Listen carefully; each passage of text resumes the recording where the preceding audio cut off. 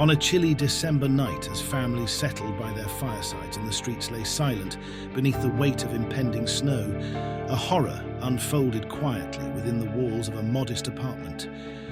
It was a horror that would ripple through the years, leaving a trail of grief, unanswered questions, and a mystery that clawed at the very soul of Maple Glen. Tonight, we delve into the depths of this darkness to uncover a story of loss, tenacity, and the relentless pursuit of justice. A story where every whisper and every silence speaks volumes, where the past is never truly past, and where a small town's heartbeat struggles against the shadows that seek to smother its light.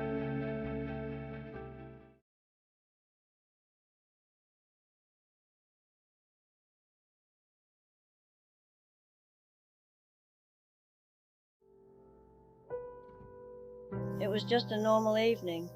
Thomas and I were supposed to meet Anna for dinner. She didn't answer her phone, which was unlike her, but we thought maybe she was just running late from work, you know? We went over to her apartment to check, thinking maybe her car had broken down again or something like that. When we got there, the front door was slightly ajar. I remember calling out for her as we entered, expecting to hear her call back from the kitchen, or maybe even scold us for coming in without knocking. But there was no answer, just silence. Thomas went in first and I followed, and that's when we found her. It's not something you ever prepare to see. My baby girl, just lying there. It changed Thomas forever. He never spoke much after that. He'd wake up in the middle of the night just staring into the dark, and I knew he was thinking about what we saw. How someone could have done that to our Anna. He passed away with that image haunting him, and he never did find peace. I don't think any of us who loved her, who really knew her, could ever get over it. It's like that day just stopped time for all of us.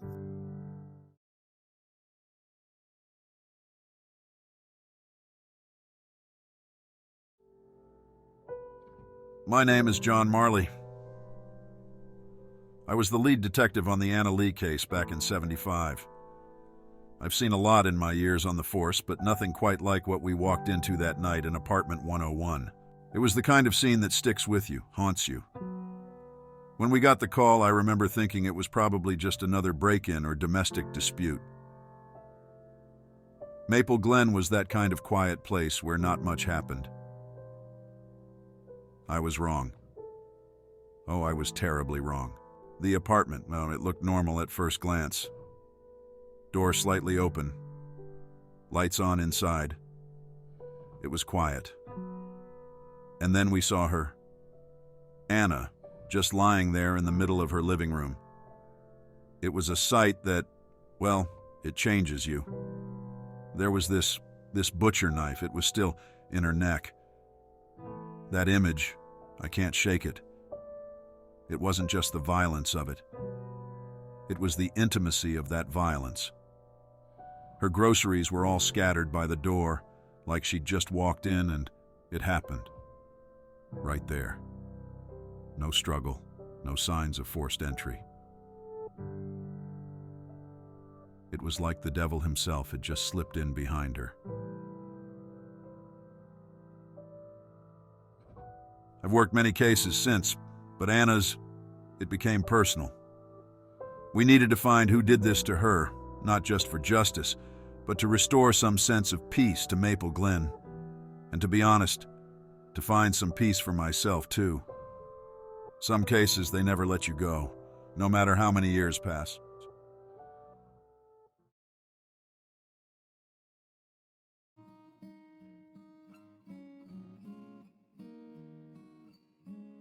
Anna was one of those souls you meet who just radiates kindness. From the time we were little girls, she was the one everyone wanted to be around. Her laugh, her spirit, it was magnetic. Oh, Anna had a way with flowers. She could tell you the name of every bloom in the shop, and she knew exactly where to place them to catch your eye.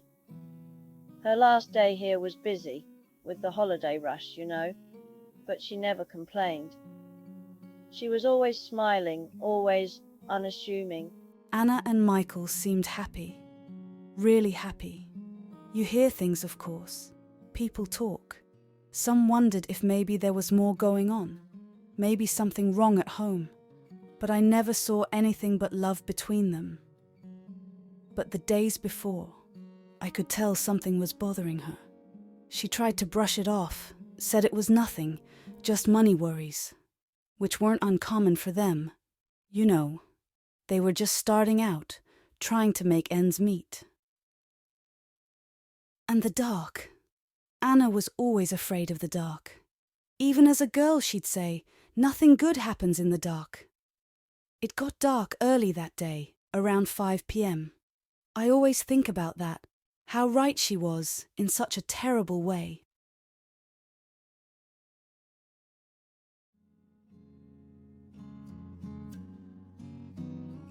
When we heard what happened to Anna, it was like a shock wave went through Maple Glen.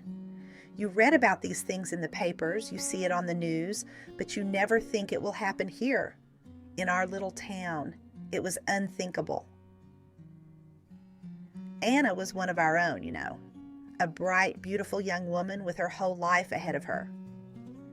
To think that something so horrific could happen right here, just blocks away from where we all live and raise our families, it shook us to the core. The grief was palpable. You could feel it in the streets, in the shops, at church on Sunday. It was as if the whole town was mourning together, trying to make sense of the senseless. We held a vigil, and I've never seen the square so full. Everyone came out to light a candle, say a prayer, just to be together, to support Anna's family and each other. It changed us, you know. People became more cautious, more suspicious. It was like we'd lost a bit of that innocence, that trust that binds a community together. The doors that used to be left unlocked were bolted tight at night. Parents kept their kids a little closer. Even after all these years, there's a shadow over Maple Glen. We've moved on, yes, but we've never forgotten. Anna's memory lives on in all of us, in the way we hold our loved ones a little tighter, in the way we look out for each other. We had to learn the hardest way imaginable that tragedy can strike anywhere, even in the safest of places.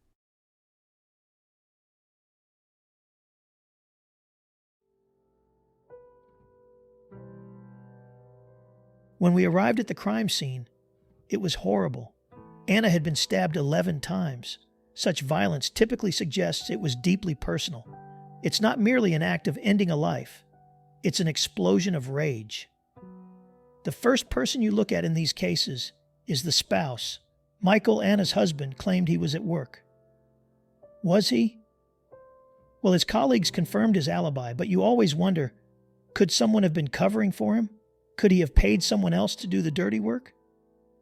We delved into their personal lives, looking for any signs of marital strife, financial troubles, any hint of infidelity.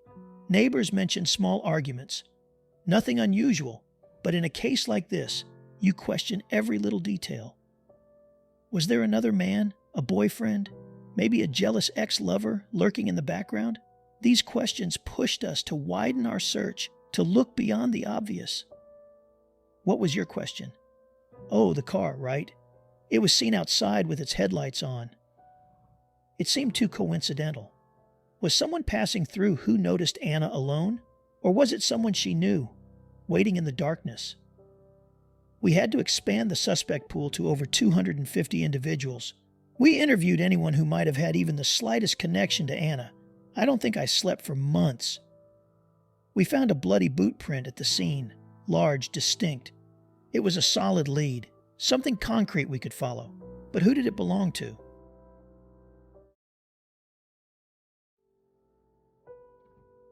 Anna and I, we had dreams like any couple, and we talked about buying a house, maybe starting a family. I remember planning a vacation for the summer, just a road trip, but it meant the world to us. The last time I saw her, it was just a normal morning. We had breakfast together, laughed about some silly thing on the TV. I kissed her goodbye and went to work. I didn't know it was the last time I'd see her smile. I was at work when it happened. My colleagues, the time cards, they all confirm it. I didn't kill her. I didn't kill her. How could I? She was my everything. There's not a day goes by that I don't miss her, that I don't feel that part of me is missing. It's been a shadow over my life. The whispers, the looks, people wondering if I got away with murder. Can you imagine living with that? Knowing your wife was taken from you and then being thought capable of such horror? It's a double punishment. The loss, and then the suspicion. People think they know, they make up their minds, but they weren't there. They didn't see our life, the love. It wasn't perfect, no one's is, but I loved her. I would never have hurt her. A year after Anna was killed, something happened that gave us a chill. We received this letter, cryptic, taunting almost, like from those serial killer movies. It hinted at Anna's murder, and another, eerily similar case that happened the same day, a few hundred miles away. Both victims, young women, stabbed 11 times. I thought, this is the same guy. It had to be. But linking them officially, we just couldn't make it stick. The cases, they both went cold. We hit wall after wall. Every few years, we'd reopen Anna's case, digging through the old evidence, hoping for a breakthrough. It never really left me, you know? It sticks with you, haunts you. 15 years later, we're going through the evidence again, and we find something. Semen on Anna's underwear. She was violated after she died. What kind of person does something like that? In 1991, we ran the DNA against everyone we'd ever interviewed. In 2001, we ran it through every database available. Nothing. No matches. It was like chasing a ghost that knew how to hide in plain sight. You ask yourself over and over, what did we miss? Who is he? And the worst part, knowing that someone out there holds the answers. But for us and for Anna, just more dead ends. It keeps you up at night.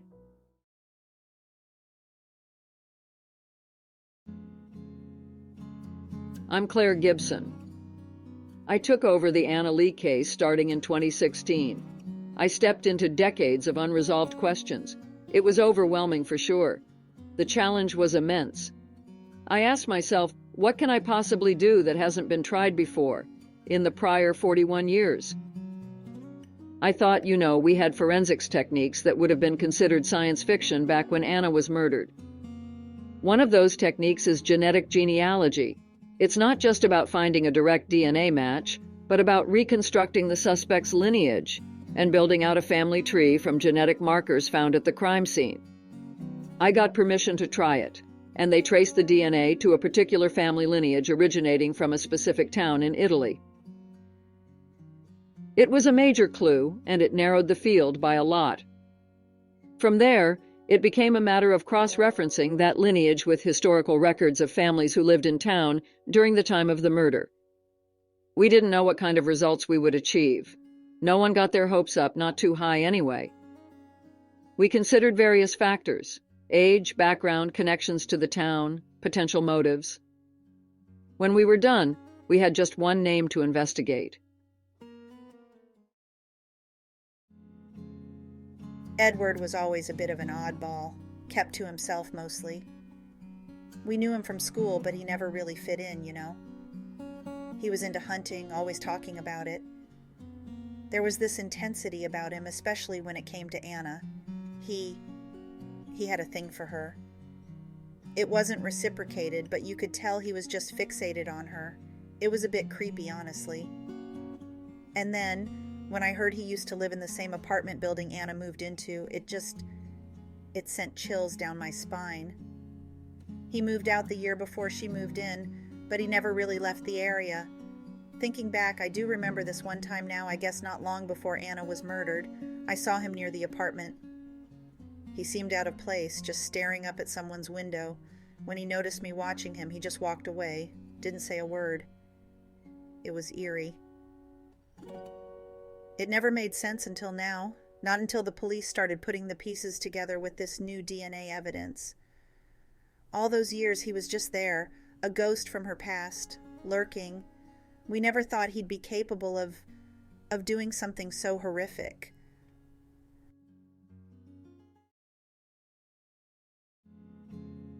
As I said, we used advanced DNA analysis and genealogy, and we traced the suspect's lineage back to a specific region in Italy.